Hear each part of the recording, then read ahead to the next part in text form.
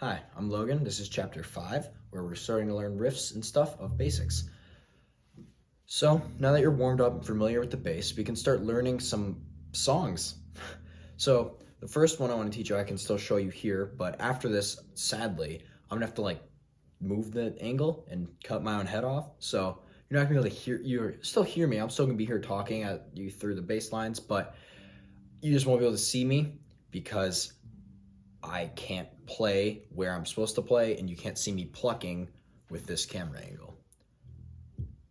So the first one we're gonna look is a very essential bass riff, which is Another One Bites the Dust.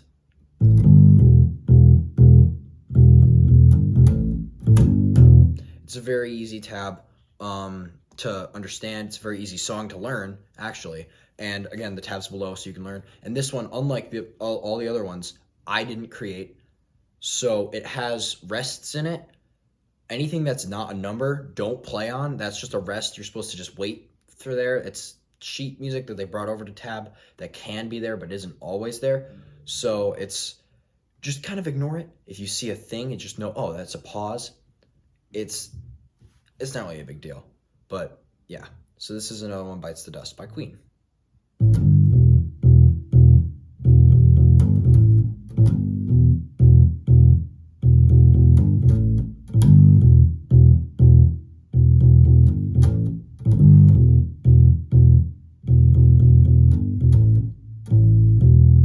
And then that's slower, and I'll move the camera down so you can see my plucking hand while I do that. That slower is.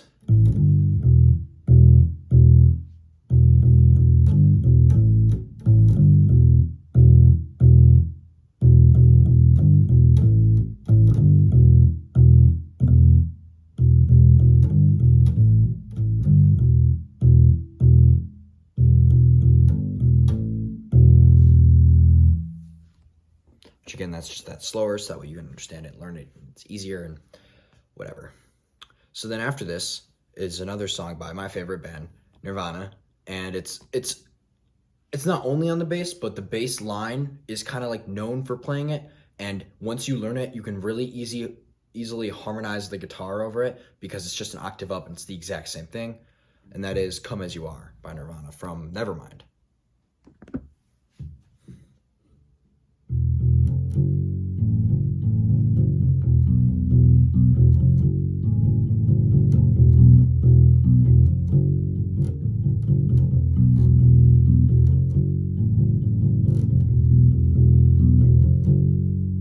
And again, that slower is, with my plucking hand, hopefully more in view, is.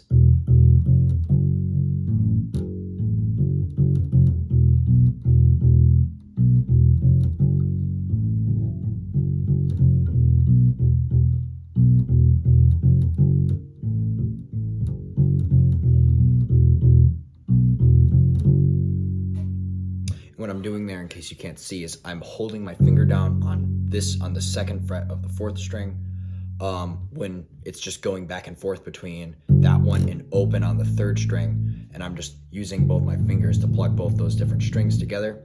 And then the same thing but reversed with the 2nd fret of the 3rd string and the open of the 4th. Yeah. So that's Come As You Are by Nirvana. Then after that, another essential bass line, although it was not originally written on a bass. The White Stripes' Seven Nation Army was not, that bass line that you're going to learn was not originally on a bass. It was just on a guitar that was tuned an octave down somehow, or the tuning was changed in post-production or something. So it was lower and it sounded like a bass, even though it technically was not. It still is such an iconic bass line that it's, even though it's overplayed, and if you become a band, eventually you're going to get sick of hearing requests to play it, or if you go on and are super good and then you become famous or whatever, people are probably going to tell you to play it, and it's not fun because you get bored real quick. But until then, it's pretty fun to learn.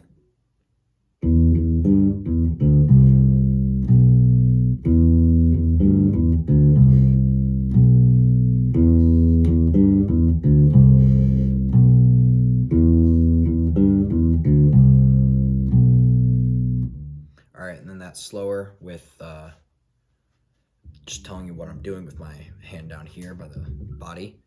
It's, which I'm doing in my first string, or second string, first finger.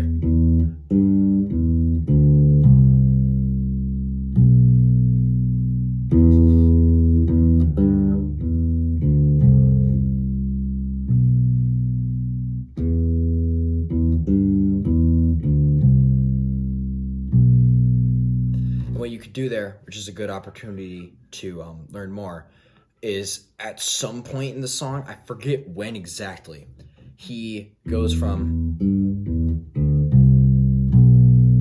to,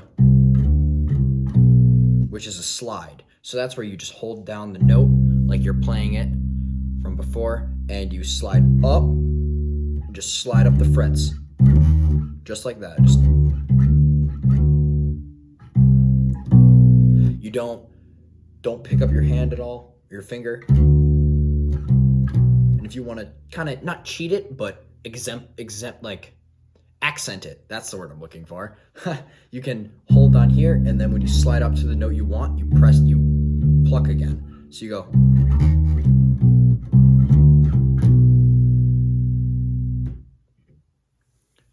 So that's Seven Nation Army for on the bass, even though it's not technically a bass riff. It got ported over at some point, and people have loved it ever since. Stadiums all across the country. So then after that is Under Pressure by Queen and David Bowie, which is really simple, but it's really high up, so you get a taste of what it's like to play higher up on the bass, not just down all the way up here by the head. You can play all the way up here, and that is and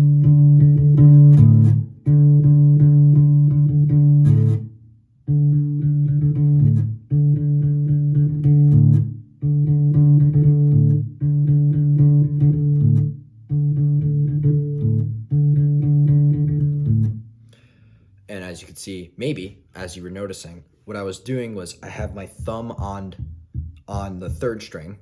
So if I mess up and I go past here, I hit that string, but it's muted because my thumb's there and it's not gonna vibrate and not gonna make any noise. Whereas if my thumb's back here, if I mess up, I end up hitting that too early. But my thumb's there, and I just move it out of the way real quick to hit that one, then I don't have to worry about messing up and causing too much weirdness in the notes. So that's slowly, that is. And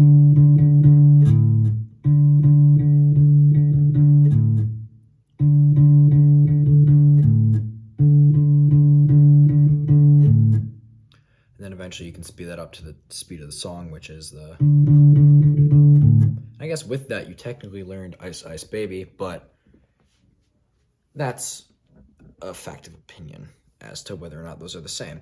So then the last song that I'm teaching you in this first chapter, chapter 5 of learning riffs, is Come Together by the Beatles, because that is a very iconic bass line, and it reinforces the slide that we learned earlier, and hammer-ons, which is a new tactic that I'll teach you right now. So it goes, and then you slide all the way up from the 5th fret right here to the 12th fret back up here where we were playing on Under Pressure. So you go from this 5th fret that you hit, not the exact note, but the same fret that you hit all the way back in Another One Bites the Dust, and you slide all the way up to here. And I recommend for later, you use your 3rd finger on the 5th fret up here. So you go.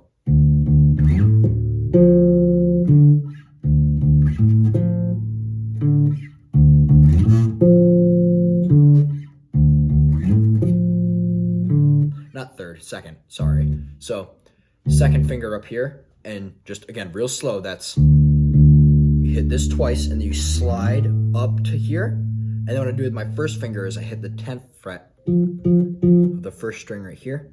So I go, and then I flick this back, and I take my 3rd finger, and I hit the 12th fret of the 2nd string right here.